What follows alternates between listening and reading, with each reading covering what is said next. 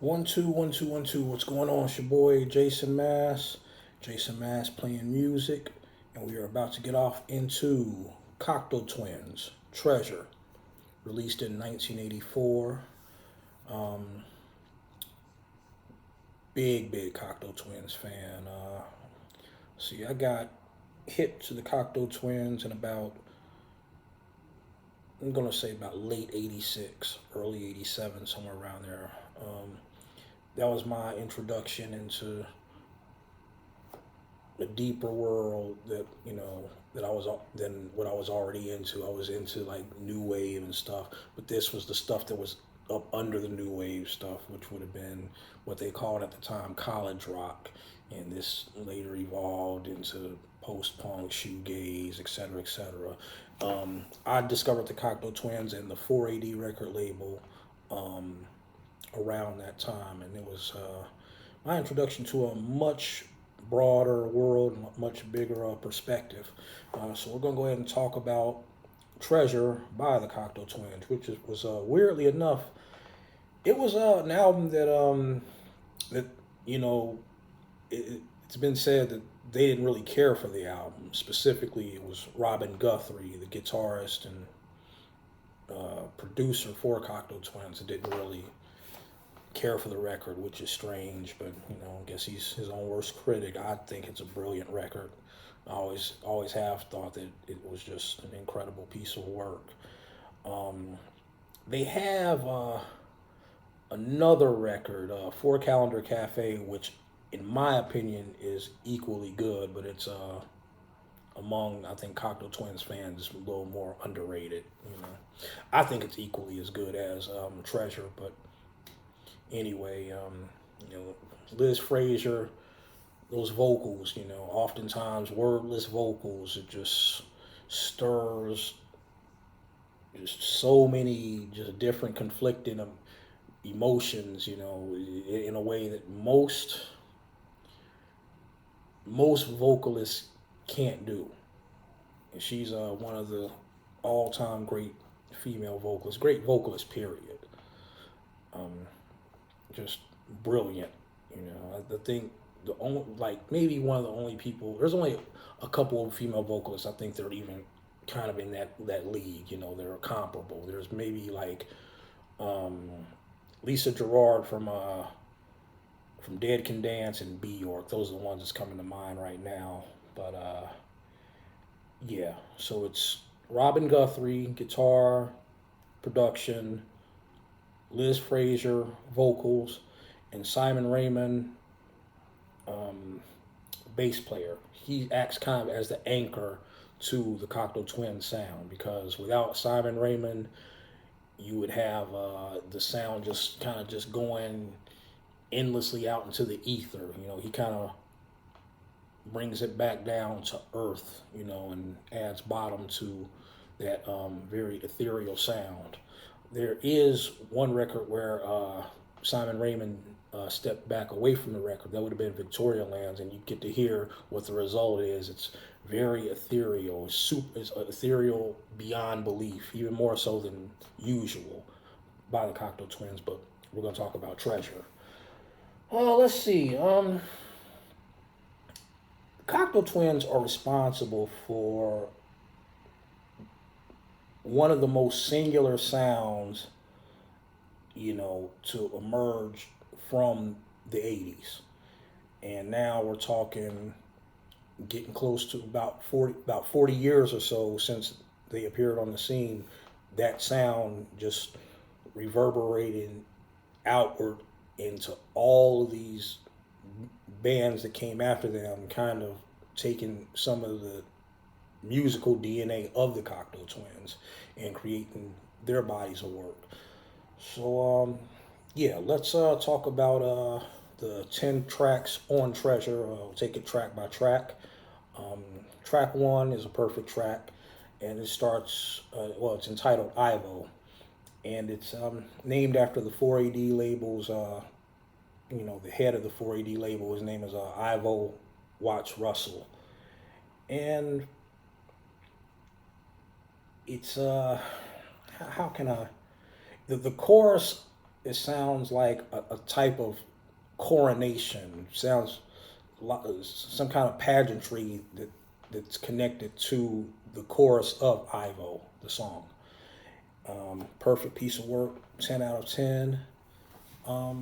Then we go into track 2, which is Lorelei, another perfect track.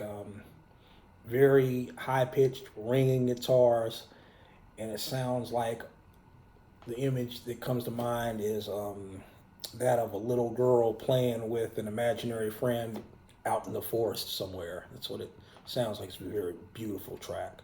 Those thick 80 sounding drums are present, but it doesn't take those drums don't take away from the overall greatness of the track. I mean, in a weird way, it kind of enhances it to me. But yeah, so then we all go to track 3, which is Beatrix.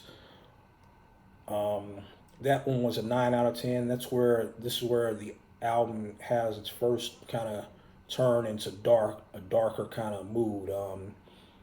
I get a feeling of the Middle Ages, a lot of cloaks and shadows within that track. It's kind of primarily a drumless track. It reminds me of some kind of the ritual scene in Eyes Wide Shut. That's what that sounds like. That could have been a piece of music that played against that scene in Eyes Wide Shut. Definitely, I would say that would be the gothiest track on the album. Then we have the 4th track entitled Persephone, which is also a 9 out of 10. Very big beat on that one.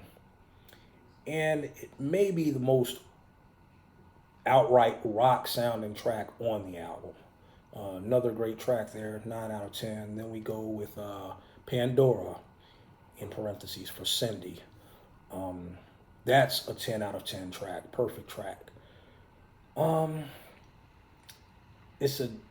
Has a dream state, heavenly kind of quality to it. And Liz Fraser almost sounds like a jazz lounge singer. And she has a very tossed off way she's delivering her vocals on that particular track,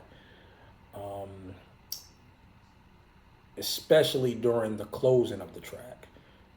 Yeah, that's another great one. 10 out of 10. And the next track is Amelia, which is also a perfect track, 10 out of 10 track. There's a sort of kind of desperation, like a fear and a desperation that's attached to that track. Somewhere between the vocals and the music, it's that kind of fear and desperate tension that's kind of bouncing, back and forth within that track. The next track is entitled Aloysius. That's a 9 out of 10 as well. Intro to Aloysius sounds like the sun coming out after a heavy rain. And a certain, again, that word, a certain pageantry and majesty that's connected to the verses of that particular song. Next track is entitled Sicily.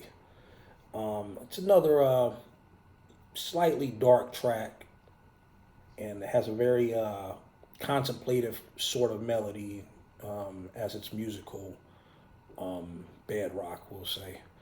I'll go with 9 out of 10 on that one. The next one is entitled Otterly, and it's that deep sleep state of dreaming, at very deep sleep, the feel of sleeping and being in a dream and not being able to quite wake up from it. And this time Liz Fraser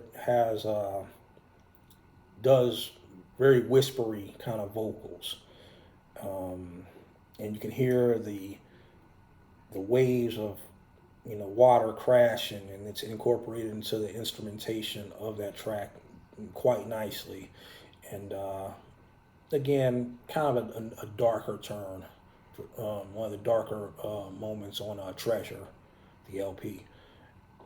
9 out of 10 on that one. And then we have the final track, Dynamo, which was a 9 out of 10 track as well. And it sounds to me like an angelic tour guide into the gates of heaven. And after about 2 minutes of the track being very breezy and beautiful and heavenly, the drums finally come in, which was a nice touch. So yeah, overall, of those 10 tracks, 4 of those tracks I feel are perfect. So we'll go ahead and put Cocteau Twins Treasure at a 9.4 out of 10. Yeah, Cocteau Twins Treasure, 1984, 9.4 out of 10. Jason Mass playing music. Peace.